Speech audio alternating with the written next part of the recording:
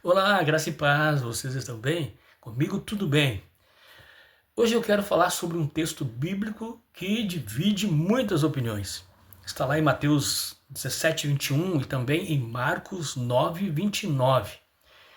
E aquele momento que os discípulos tentam expulsar um demônio e não conseguem.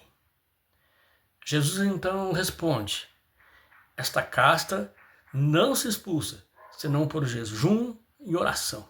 A grande questão que surge aqui é sobre autoridade espiritual. E a grande pergunta é: o que dá autoridade espiritual? Ou ainda, quem tem autoridade espiritual? Certa vez, falando sobre isso, sobre esse tema, sobre autoridade, Jesus disse: eis que vos dou autoridade. Está lá em Lucas 10:19. Ele também disse: em meu nome expulsarão demônios.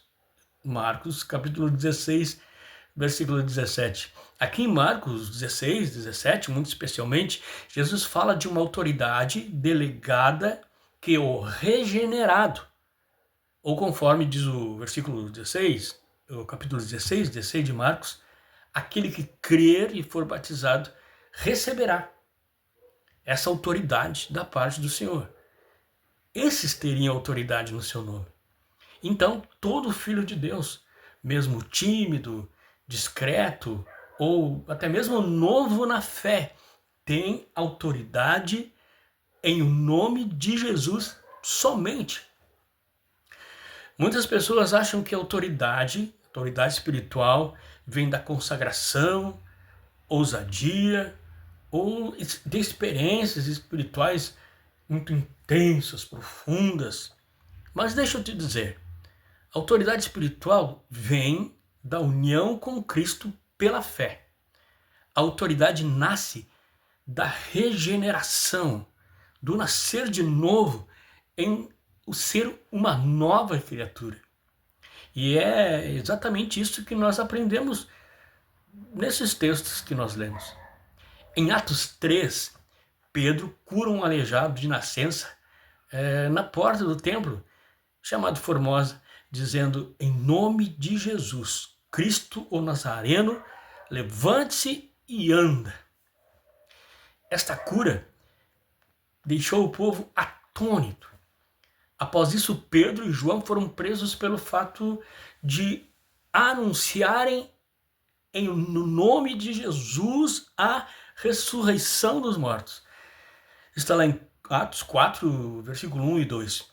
Quando as autoridades que o prenderam perguntaram: com que poder ou em nome de quem vocês fazem isso? Atos 4, 7.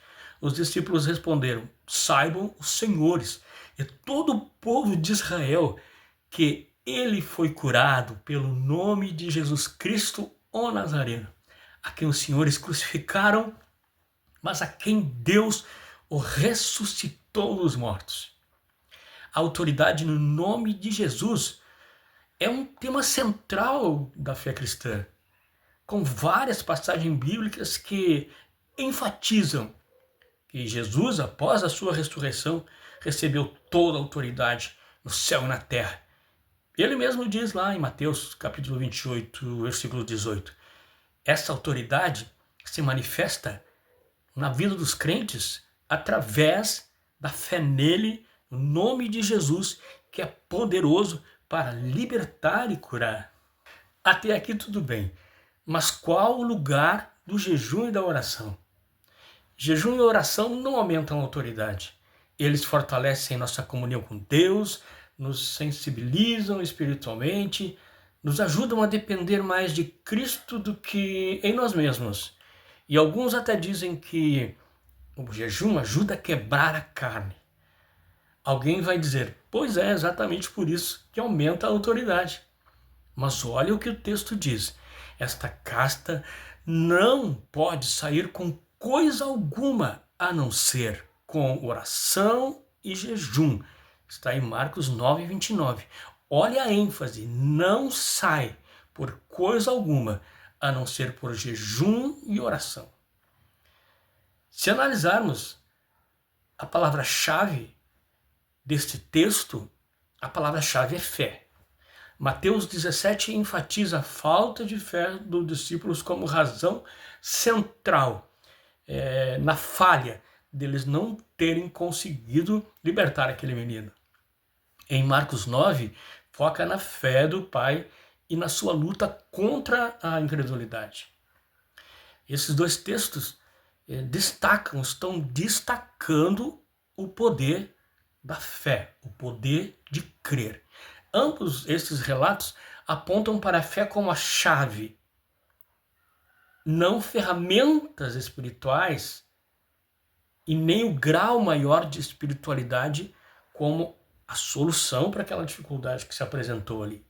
Mateus 17, 20 é claríssimo quando diz: vocês não conseguiram expulsar o demônio porque a falta de fé de vocês é pequena, ou porque a fé de vocês é pequena. Jesus não disse: vocês não jejuaram o suficiente, vocês não creram bastante. Ele disse: foi por causa da falta de fé de vocês. O problema dos discípulos não era falta de técnica, era incredulidade disfarçada de uma autoconfiança. Isso nós vamos ver daqui a pouco. E aqui também existe um risco de muita ênfase em algo que não está em primeiro lugar, ou seja, quando nós transformamos a oração, o jejum, a vigília, clamor em métodos para aumentar a autoridade. E quando nós fazemos isso, nós estamos criando crentes que confiam na sua performance, ou crentes culpados, que se sentem inferiores, crentes que ficam dependentes de uma fórmula para terem mais poder e autoridade, ou senão, crentes espiritualmente inflamados ou inflados. Aí vira aquela divisão: os mais espirituais, os menos espirituais, os que vão para o monte ou os crentes mornos. E o pior, você cria a ideia de o nome de Jesus e o algo mais. É Jesus e mais isso, mais aquilo. Mas a Bíblia ensina que Jesus tem um nome que está sobre todo nome. E agora, já para finalizar, outro detalhe importante é a conversa dos discípulos discutindo quem é o maior logo após este episódio. E com certeza a conversa deles tem ligação com o que Jesus tinha acabado de revelar. Logo após este episódio, os discípulos discutem quem é o maior. Isso está em Marcos 9:34, na mesma sequência do texto do menino, que está em 9:29. E está também em Mateus 18:1. Em Mateus 18:1, os discípulos perguntam: Senhor, quem é o maior no reino dos céus? Diante desta pergunta, Jesus responde chamando uma criança e colocando no meio deles. E Jesus diz: eu lhes asseguro que, a não ser que vocês se convertam e se tornem como crianças, jamais entrarão no reino dos céus. E está em Mateus capítulo 18, versículo 2 e 3. Ou seja, havia um contexto que revela orgulho, comparação e disputa espiritual no coração dos discípulos. Jesus, conhecendo os seus corações, não respondeu com fórmulas, mas com um exemplo de caráter. A palavra traduzida como casta no grego pode sim se referir a um tipo específico de demônios, como geralmente se entende. Porém, à luz de todo o contexto, há um tipo de casta presente: o orgulho dos próprios discípulos. Esta casta pode muito bem representar o espírito de orgulho espiritual, a autossuficiência que Jesus detectou no coração dos seus discípulos. E olha, e deixa eu dizer, é isso que impede a manifestação do poder de Deus, e não apenas ou não um tipo de demônio, mas com certeza uma atitude errada do coração. Jesus ensina que a fé verdadeira, vida de oração e quebrantamento são a chave, não a condição, não comparação, não uma posição que ele exige. A autoridade espiritual vem da fé, não de fórmulas. A oração e o jejum são disciplinas espirituais, não varinhas mágicas. Deus usa os que creem e não aqueles que competem. A verdadeira autoridade é humilde, é simples, centrada em Cristo, no poder, na palavra ou na pessoa, no nome de Jesus. Como João Batista disse, importa que ele cresça e que eu diminua. Sei que talvez alguém tenha uma opinião diferente desta minha, mas como eu disse no início, este é um daqueles textos que dividem opiniões. E expus aqui de uma maneira, creio, bem clara, o que, na minha opinião, é aquilo que o texto bíblico realmente ensina sobre este assunto. Vou encerrar dizendo, lembre-se, você tem autoridade, não porque é forte, mas porque está em Cristo.